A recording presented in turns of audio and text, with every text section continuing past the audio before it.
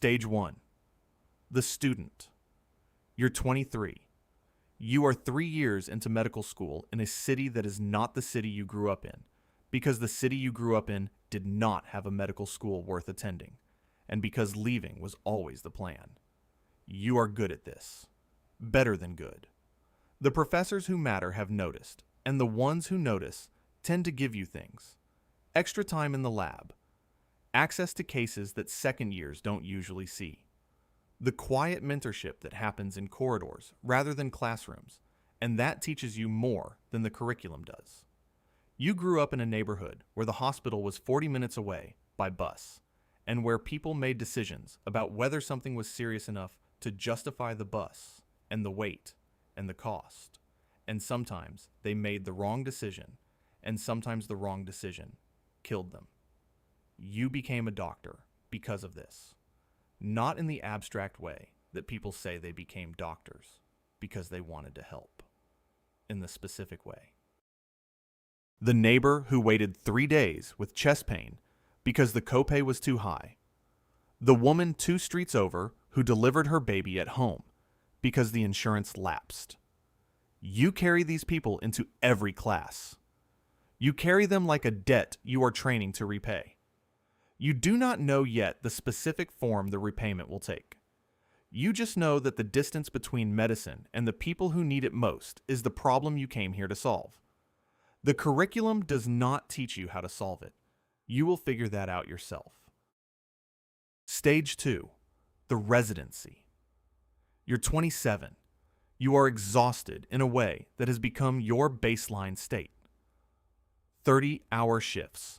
Decisions made at hour 28 that require the precision of hour 1. You are good under this pressure. Better than most. The attendings have noticed this too. You are being tracked toward a career that is comfortable and respected and well compensated, and that will serve the people who already have access to medicine. This bothers you in the background, the way things bother you when you don't have time to examine them. You treat a man in the ER one Tuesday night who comes in with a wound that is 3 days old and badly infected. He waited 3 days because he is undocumented and is afraid of what happens if his name goes into a system. You treat the wound. You treat the infection. You do not put his name in the system. Your supervisor notices the incomplete paperwork. You tell him it was an administrative oversight. He looks at you for a moment. He says, "Don't do that again." You say, "Okay." You do it again 6 weeks later, and 6 weeks after that. You are beginning to understand something about yourself. The oath you took is not the oath on the paper. It is something older and less conditional. You are beginning to understand that the system you are training inside is not the system you intend to practice in. Stage 3. The first call. You're 31. You have a small legitimate practice. General medicine. Modest. You are also through a network that assembled itself around you, so gradually you barely noticed it happening. Available for other things. It starts with a call from a man you treated in residency. He has a friend. The friend cannot go to a hospital. The reason is not specified, and you do not ask, because not asking is already becoming instinct. You go to an address in a part of the city where your car is too nice, and you park 2 streets over.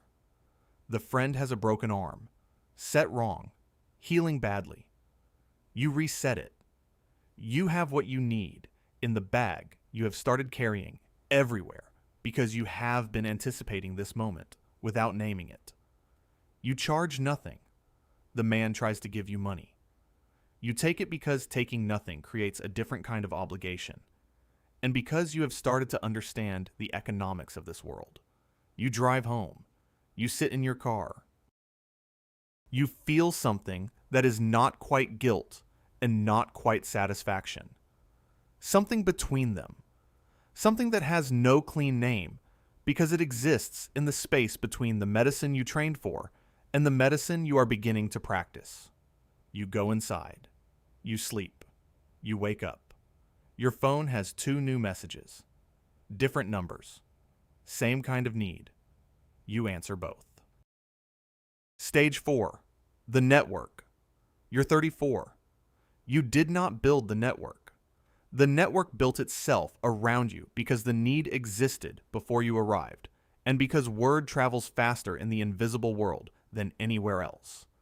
You treat people who cannot access the system. Undocumented immigrants with conditions that have been untreated for years because every hospital visit is a risk.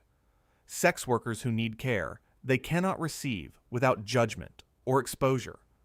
People in criminal organizations who sustain injuries that cannot be explained at an ER without generating questions nobody wants answered. Refugees living outside any official system. People whose identities have been erased by governments or by choice. You carry two phones. You drive a different route to each address. You keep no records in any system. You keep your own records, meticulous and encrypted, because medicine without records is not medicine. It is guesswork, and you did not spend 8 years training to guess. You have a contact at a pharmaceutical supplier who is not asking the right questions about where certain medications are going. You have a lab that processes tests without attaching names to results. You have a network of safe houses where people can recover. You are running a parallel healthcare system for people the official system has decided do not exist. You are also, depending on whose laws apply in which jurisdiction on which day, committing several felonies simultaneously. You think about this the way you think about the neighbor with the chest pain, as a problem with a known solution and a known cost, and a decision already made. Stage 5. The patients. They are not cases. You made this rule early, and you hold it the way you hold everything that matters. A 40-year-old man from Honduras who has been in this country for 11 years and who has a tumor that has been growing for 2 of them because every time he thought about going to a hospital, he thought about his 3 children and what happens to them if he is deported. You cannot cure him. You can manage him. You can give him 2 years instead of 6 months, and you can give him those 2 years with his children rather than in a detention facility. A 17-year-old girl whose situation you do not ask about in detail because the details are visible in the way she sits, and the way she flinches, and the way she watches the door, and because what she needs from you is medicine, and the specific dignity of being treated as a patient rather than a story. A man who runs a criminal operation and who comes to you with his second gunshot, wound in 18 months, and who you treat with the same hands and the same attention you give everyone else, because the oath does not have an exceptions clause, and because the alternative, deciding whose life is worth saving based on how they live it, is the thing that turns a doctor into something else entirely. You treat them all. You sleep 4 hours some nights. You wake up and you do it again. This is the job, not the felonies, not the network. The job is the person in front of you. It has always been the person in front of you. Stage 6. The pressure. You're 38.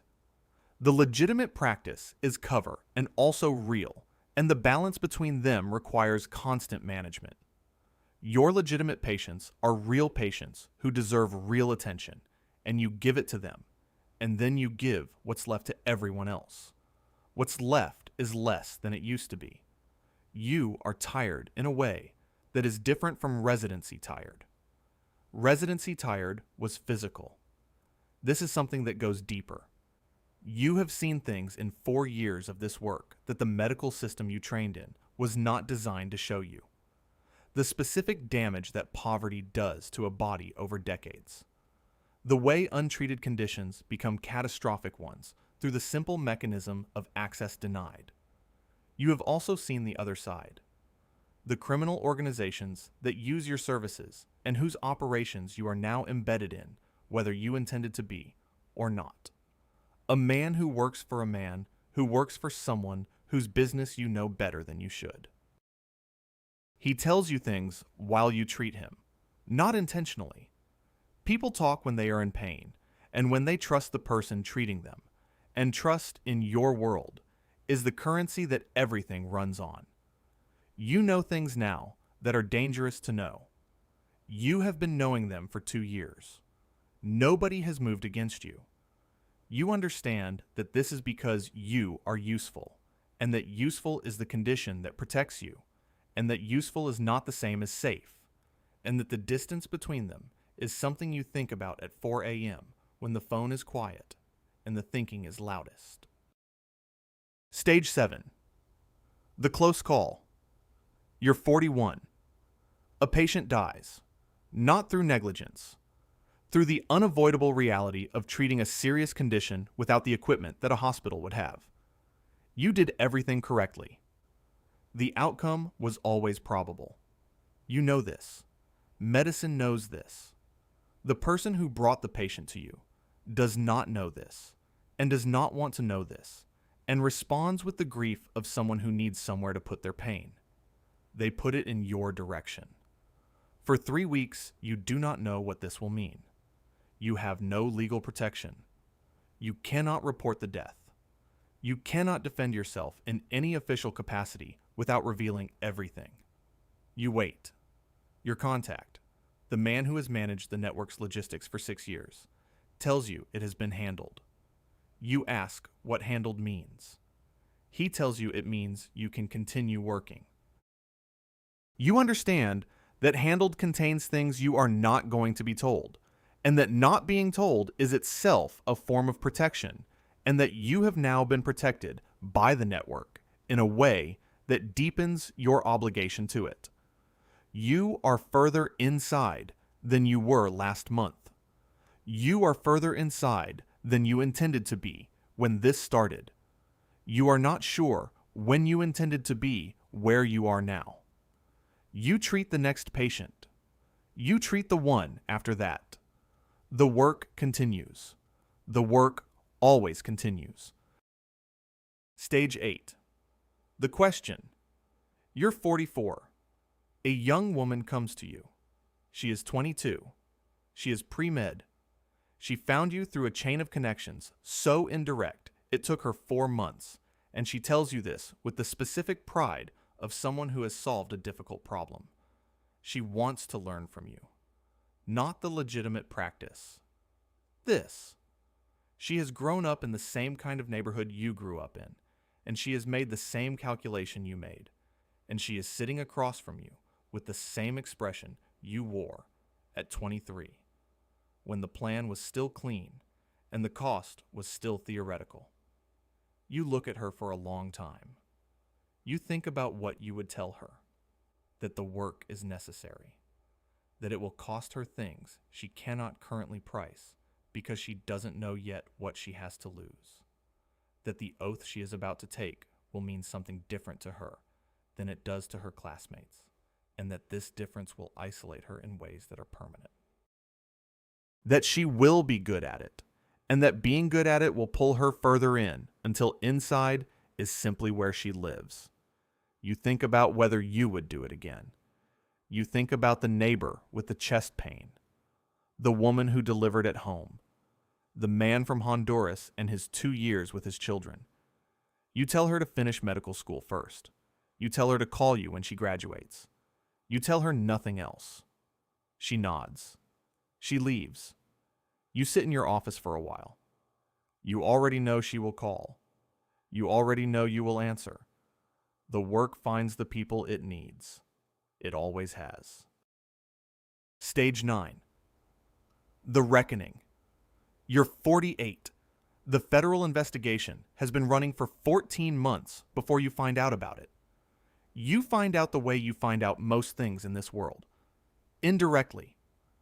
Through a chain of information that reaches you 3 steps removed from its source. The investigation is not specifically about you. It is about the criminal organization whose medical needs you have been serving for 9 years. You are in the evidence as a name attached to a pattern of activity that the investigators have correctly identified as a parallel medical operation. They do not have enough yet. They are building toward enough with the patience of people who have decided this case is worth the patience. You have a lawyer.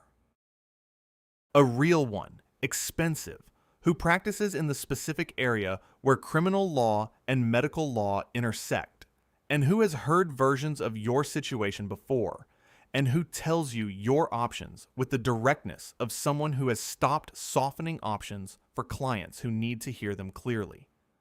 The options are not good. The options are not catastrophic. They exist in the middle territory, where the outcome depends on decisions made in the next several months, and where the decisions are genuinely yours to make. You go home, you make dinner, you eat it alone, you think about the 40-year-old man from Honduras, his 2 extra years, his children.